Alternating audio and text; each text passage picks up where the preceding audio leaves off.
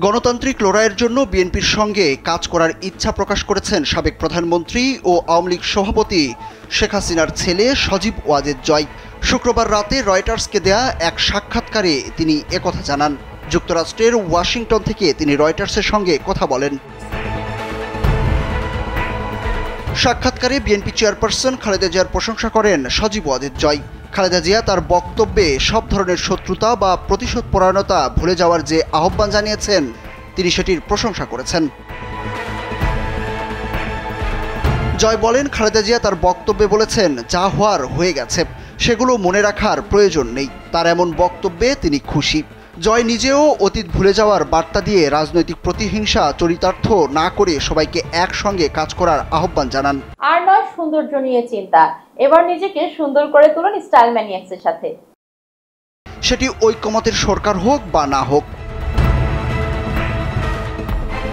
গণতান্ত্রিক লড়াইয়ের জন্য বিএনপির সঙ্গে কাজ করার ইচ্ছা পোষণ করে জয় বলেন, বাংলাদেশে একটি গণতান্ত্রিক নির্বাচন আয়োজন ও গণতন্ত্র পুনরুদ্ধারে বিএনপির সঙ্গে কাজ করতে চান তারা।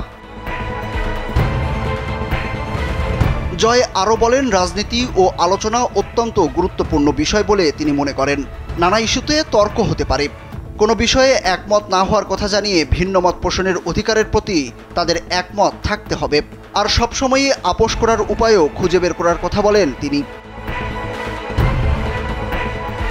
রয়টার্সের সাক্ষাৎকারে সজীব ওয়াজেদ বলেছেন, শেখ হাসিনা আনুষ্ঠানিকভাবে প্রধানমন্ত্রীর পদ থেকে পদত্যাগ করেননি, সেই সময়টুকু পাননি তিনি। তিনি বলেন, তার মা দেশবাসীর উদ্দেশ্যে একটি বিবৃতি দিয়ে তারপর পদত্যাগ করতে চেয়েছিলেন, কিন্তু এই সময়ে আন্দোলনকারীরা গণভবনের উদ্দেশ্যে রওনা দেয়, তিনি ব্যাগ গোছানোর সময়টুকুও পাননি।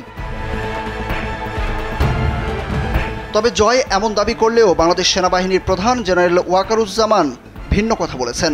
গত সোমবার শেখ হাসিনা তার ছোট বোন শেখ রেহেনাকে নিয়ে ভারতের পথে সামরিক হেলিকপ্টারে রওনা দেওয়ার কিছুক্ষণ পরেই সেনাপ্রধান গণমাধ্যমের সামনে কথা বলেন। সেখানে তিনি বলেন, প্রধানমন্ত্রীর পদ থেকে শেখ হাসিনা পদত্যাগ করেছেন। সুরুজ আহমেদ, কালবেলা।